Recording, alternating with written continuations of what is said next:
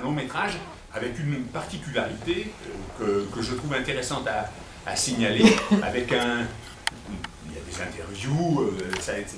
Mais sincèrement, je trouve qu'il y a un gros travail sur la bande son. C'est une musique originale qui a été faite pour ce film. Et c'est pas une musique qui envahit le film. Ça, c'est très, très important à dire, parce que souvent, quand on prend les musiques de l'époque, souvent elles sont un peu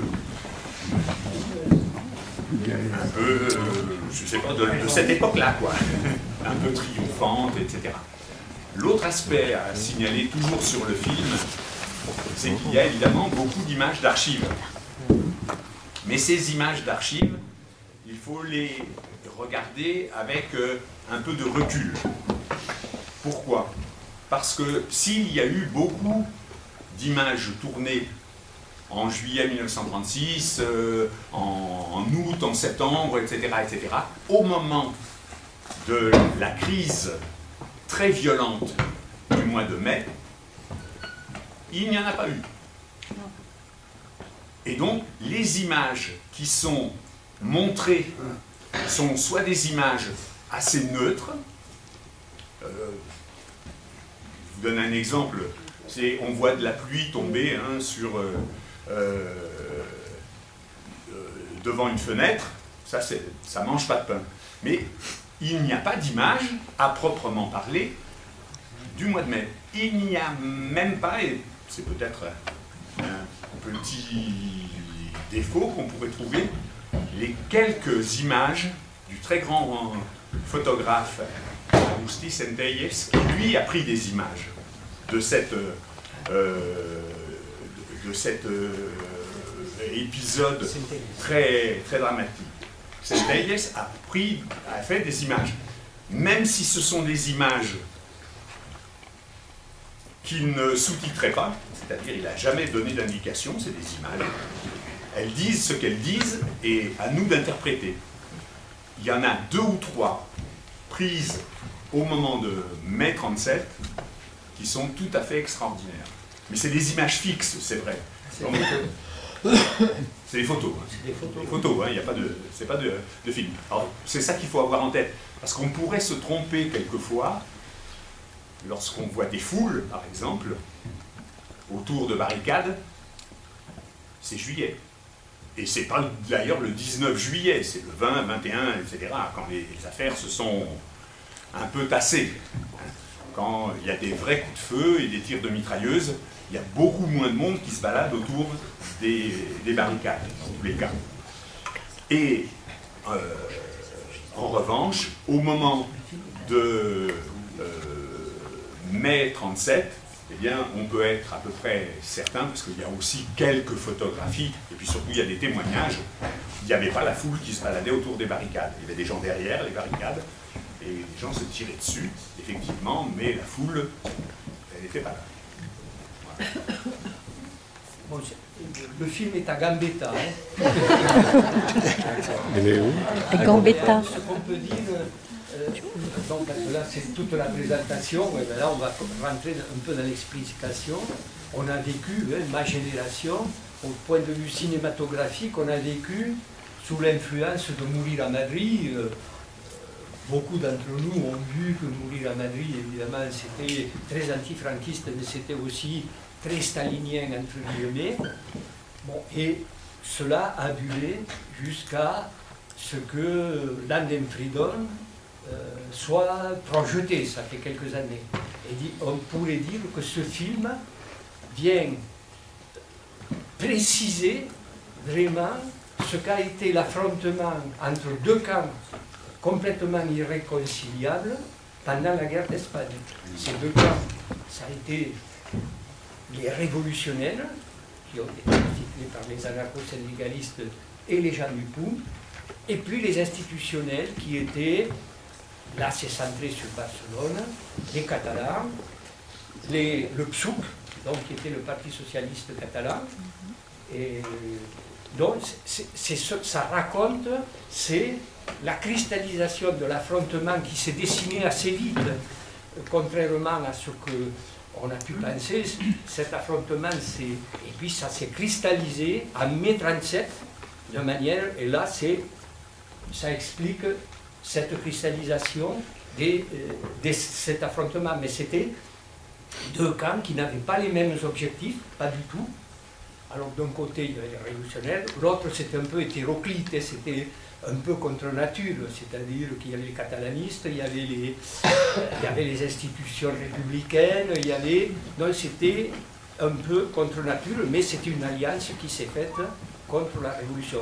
Et là, ça a été fait par des gens un peu spécialistes de ça. Alors, notamment, on verra dans le film quelqu'un qui s'appelle Agustín Guillamón, qui est un historien catalan, qui s'est vraiment préoccupé depuis peut-être maintenant une dizaine d'années sur ces aspects-là. Donc il les a fouillés, etc. Et c'était connu de certains historiens, mais comme ça, porté au cinéma, à ma connaissance, ça n'avait jamais été fait. Qu'est-ce qu'on peut dire encore? Oui, une petite précision. Tu as dit le Parti socialiste, mais tu as oublié de dire qu'il était unifié de Catalogne, ce qui voulait dire que c'était un parti stalinien, communiste. Qui a intégré Parce que quand on est unifié comme ça, c'est souvent les communistes qui ont une façade. Et là, c'était le cas. Il faut dire que ce Parti socialiste unifié de Catalogne est le seul parti non national qui a été admis dans l'international communiste. Et il a été créé le 23 juillet 1936, c'est-à-dire 4 jours après le début des insurrections. Hein. Donc on pourrait dire que c'est un peu opportuniste, hein, mais enfin c'est comme ça. Donc qu'est-ce qu'on peut dire encore? En préparation, on va voir le reste est dans le film. Alors, oui, le reste est dans le film. Pierre Francis,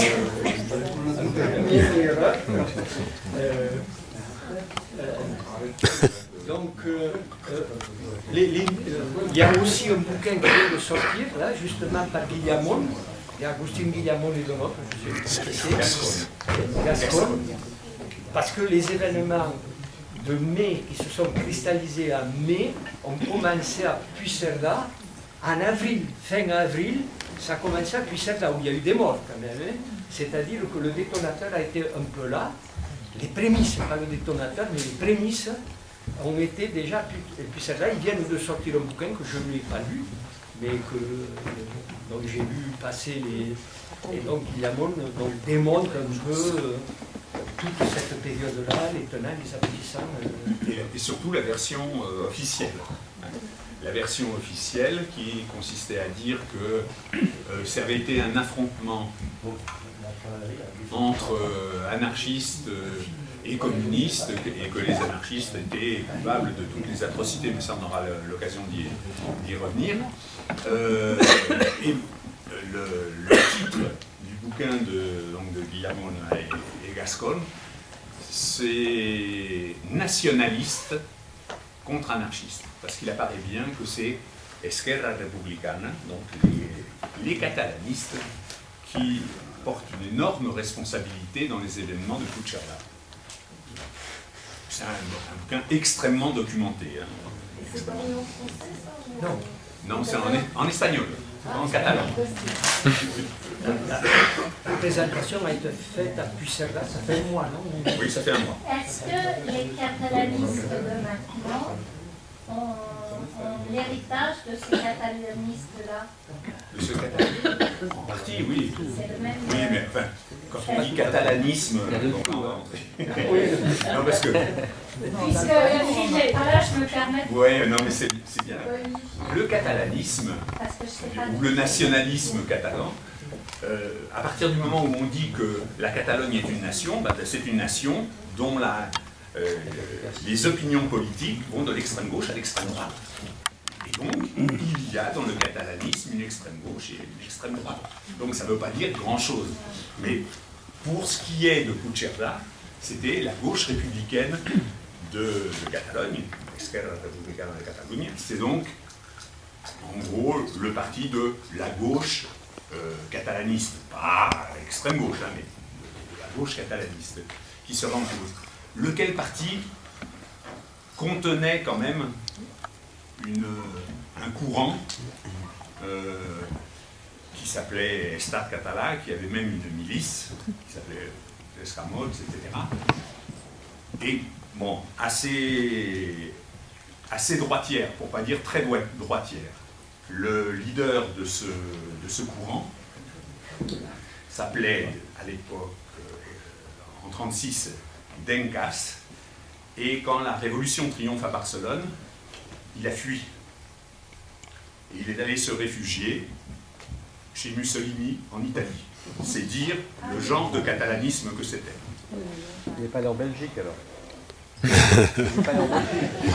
n'est pas allé en Belgique, pas cette fois. C'était l'Italie. Mais c'est un type particulier. Et il a craint.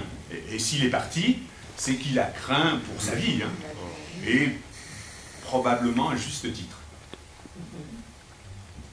Justement, à Puigcerdà, les historiens ont monté beaucoup en épingle et on a fait une personne. Je connais assez bien la région, je connais bien la problématique de la région de l'époque un peu.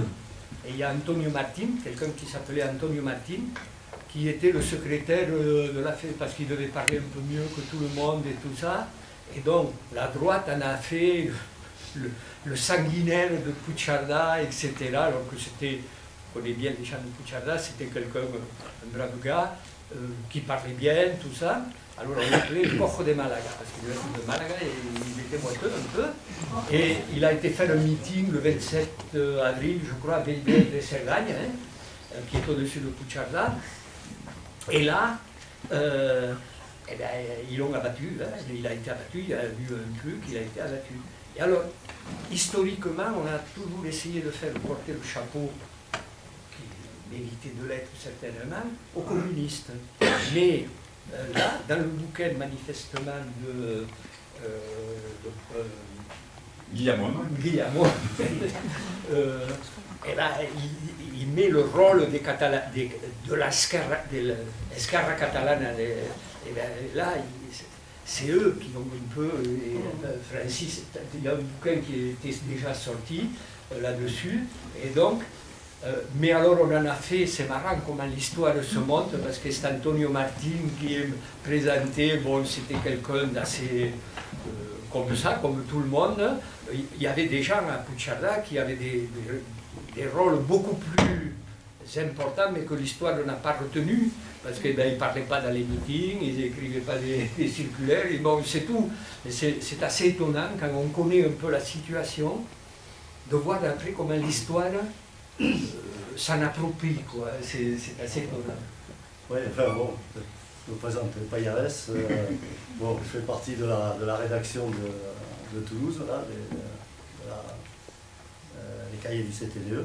Oui, sur cette histoire-là d'une peur, je pense qu'on a présenté ça un peu d'une façon presque policière, hein, c'est-à-dire qu'il y a eu un complot, enfin en particulier le PC a utilisé pas mal cette histoire de complot, de putsch qui aurait été fait en réalité, c'était un peu le hasard et la nécessité. Si ça ne cassait pas, si ça n'explosait pas le 3 mai, ça aurait pu exploser le 6 mai ou le 1er mai. C'est-à-dire que c'était dans l'itinéraire justement de la destruction de la Révolution et qui a fait que l'occasion a fait le larron et puis qu'on a abouti. Alors, moi j'avais eu un livre qui est un livre d'un gars qui était réfugié en France, hein, qui était d'Esquerra Republicana de Catalunya, hein, qui est de Francesc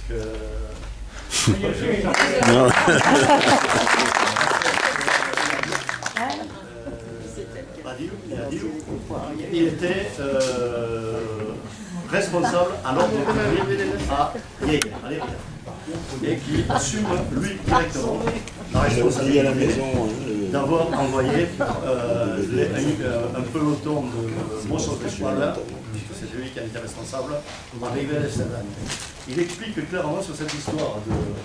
Alors lui il arrive le 28, c'est-à-dire après que l'on ait tué le fameux Antonio Martin, dit le boiteux, bon ça fait le cas, ça s'appelle le pirate, il n'était plus un œil un perroquet, quoi, hein. Enfin, il explique directement, il dit « Je suis surpris parce qu'il a été tué par un type qui devait avoir certainement mucha punteria, hein, et qui est effectivement un tireur d'élite, qui est échappé. » Ensuite, le 28, avec ses 30 monstres d'esquadra, il occupe et il occupe Cucharada. Il le dit carrément, il le dit ouvertement. Il dit, bon, j'ai fait le boulot, on m'avait chargé de liquider los incontrolados, parce qu'on ne parle jamais, évidemment, de la CNT, c'est toujours los incontrolés. Hein. Bon, parce qu'ils sont au gouvernement, évidemment, donc on ne peut pas parler de la CNT et de la faille. Et donc je me charge d'assumer l'ordre à l'Érida et à la frontière. Après, Biadir a fait le boulot, hein, il a servi de serpent entre guillemets, et bien à partir de là, le psouk s'en débarrasse et l'envoie à l'arrière. Voilà. Mais c'est assez intéressant parce qu'il explique justement le 19, lui il était là le 18 et le 19 juillet. Ce 18 juillet à Barcelone se tient le congrès de l'Esquerra Republicana. Et le 18 juillet, Companys prend la parole pour dire l'armée s'est soulevée, ça va être très grave, le congrès se dissout. Et on l'envoie justement, et il explique que le 19 juillet, il n'a pas vu que les masses ouvrières se sont emparées des armes et ont écrasé. Il n'a vu que 2 civils qui ont pris les armes. Par contre, il souligne beaucoup, il souligne extrêmement que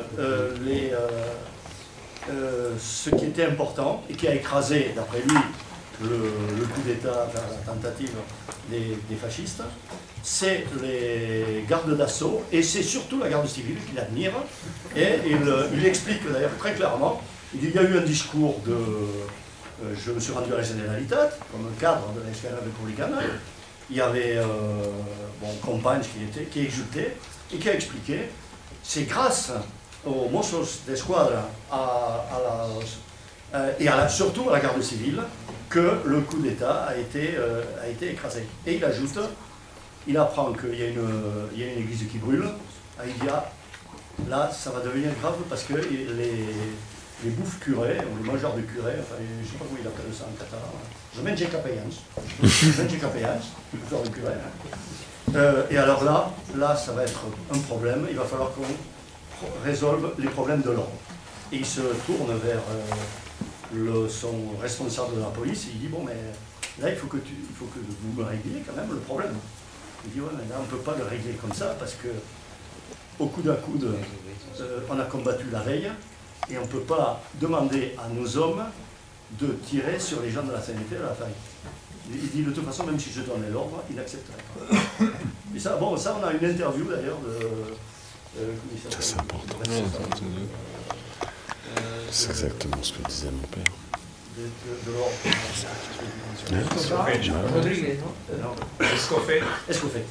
C'est Escofet qui lui dit no aceptarían, incluso si diese yo la orden, no aceptarían de tirar sobre la gente porque han luchado codo a codo la víspera, ¿no? Et il dit, le seul truc que dit l'autre Biadir, il dit, bon, j'ai vu la plane mayor de la faille. Et c'est tout ce qu'il a dit. Enfin, je ne pense pas qu'il soit malhonnête, hein, d'ailleurs, mais bon, c'est sa vision politique. Lui, l'ordre, c'est l'appareil d'État. C'est los Mossos d'Esquadra, los guardias d'assalto, et surtout la Guardia Civile, qui l'a impressionné parce qu'ils ont monté la Yetana en ordre, mais le reste, il a fallu. Il prouve qu'il s'est levé tard le 19, Ouais. parce que la garde civile n'est apparue dans les rues que dans l'après-midi, hein, Non, mais c'est tout. lorsque l'affaire était réglée. Non, mais c'est amusant parce que c'est la seule chose qu'il voit. Ça s'appelle le délégat à l'ordre public à Lleida la Roja.